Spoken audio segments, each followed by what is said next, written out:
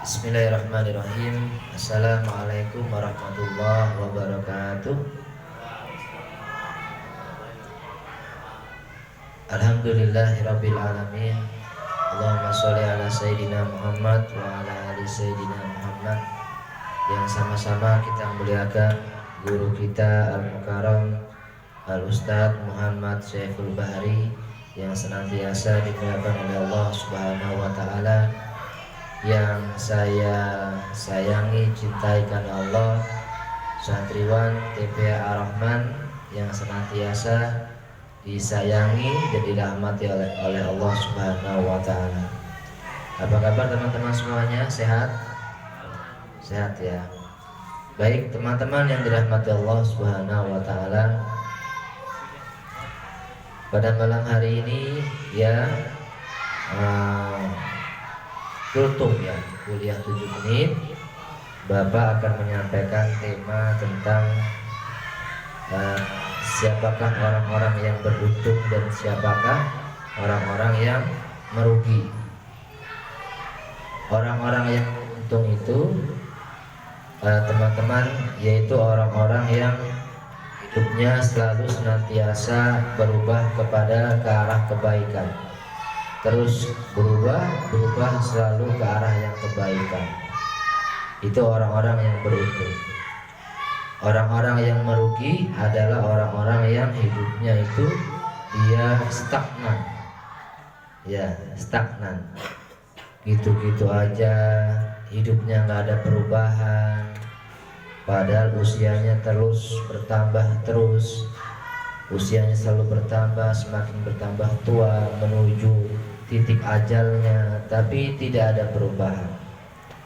Ya, maka dia merugi, bahkan cenderung dia menurun ke arah yang keburukan, ke arah yang tidak baik. Dulunya suka baca Al-Quran sehari 1 juz, lama-lama turun setengah juz, lama-lama turun selembar, lama-lama setengah lembar, lama-lama tidak baca Al-Quran, ya, merugi, turun ke arah keburukan.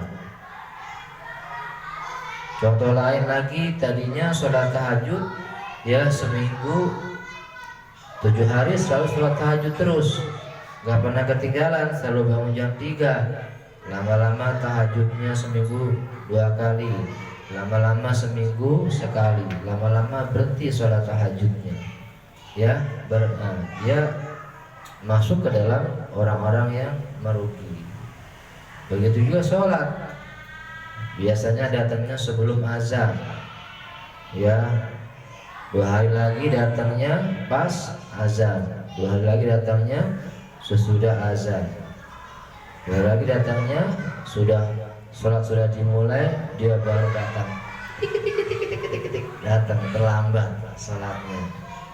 Jadi makmum yang masbuk, ya, siapa yang kayak gitu ngacung ayo, ya, nggak boleh ya, harus tepat waktu, TPM, tepat waktu berjamaah di masjid. Sholatnya harus selalu ya di awal waktu, ya, seperti itu.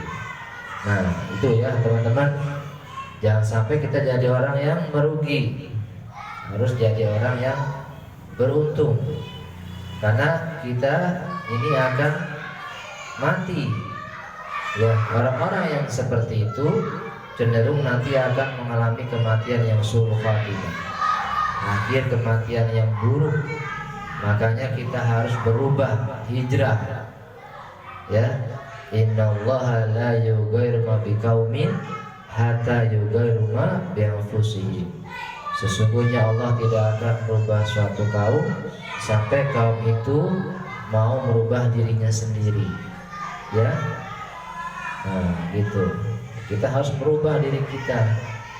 Ya, harus, kalau kita mau mendapatkan kematian yang husnul khatimah harus berubah, hijrah, ya, berubah pola hidup kita. Ya, terutama kalau remaja ini, ya, godaannya banyak. Ya, apalagi berbuat kebaikan, datang ke pengajian seperti ini tuh godaannya berat ya, kan? Pasti hawanya males ya teman-teman ya. Ngaji Males ah, dengan gua nongkrong aja enak, ya kan, sama temen-temen, ya nongki-nongki, weh. Nah itu ya. Tapi itu godaannya, kalau datang pahalanya sangat besar sekali.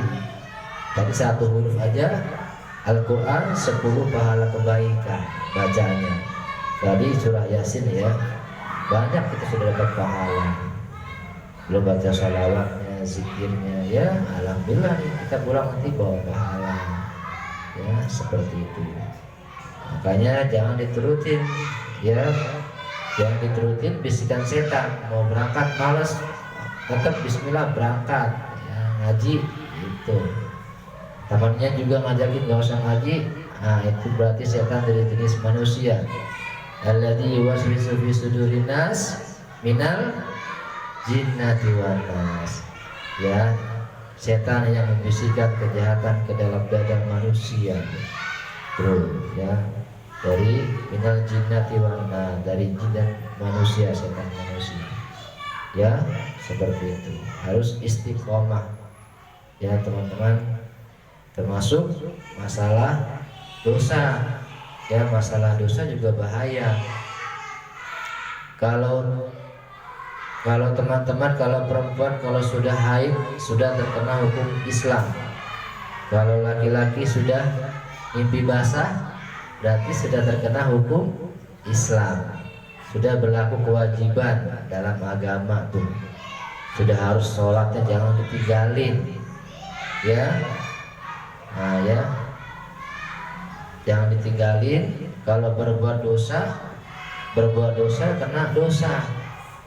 Ya, salah satu dampak dosa teman-teman adalah akan diazab oleh Allah Subhanahu Wa Taala. Ya, bukanlah dosa yang menyebabkan korun beserta harta bendanya ditenggelamkan di dasar bumi karena korun sombong. Bukanlah dosa yang menyebabkan Fir'aun dan bala tentaranya teman-teman ditenggelamkan di tengah-tengah lautan karena Fir'aun sombong mengaku dirinya roh.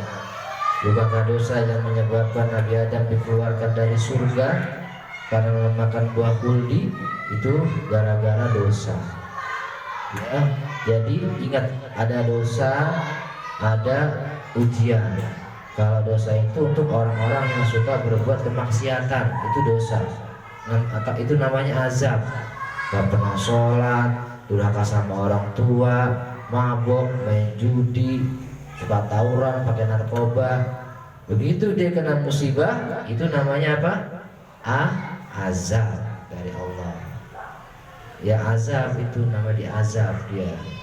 Tapi kalau orang yang rajin sholat tapi kena musibah, namanya apa? Ujian, diuji sama Allah. Dan kalau diuji kita harus wajib lulus. Jangan sampai gak lulus. Ya, lulusnya dengan apa? Lulusnya dengan sabar dan menerima ujian dari Allah Subhanahu Wa Taala. Ya, itu saja teman-teman yang dapat saya sampaikan, sedikit saja. Ya, semoga ada manfaatnya. Assalamualaikum warahmatullahi wabarakatuh.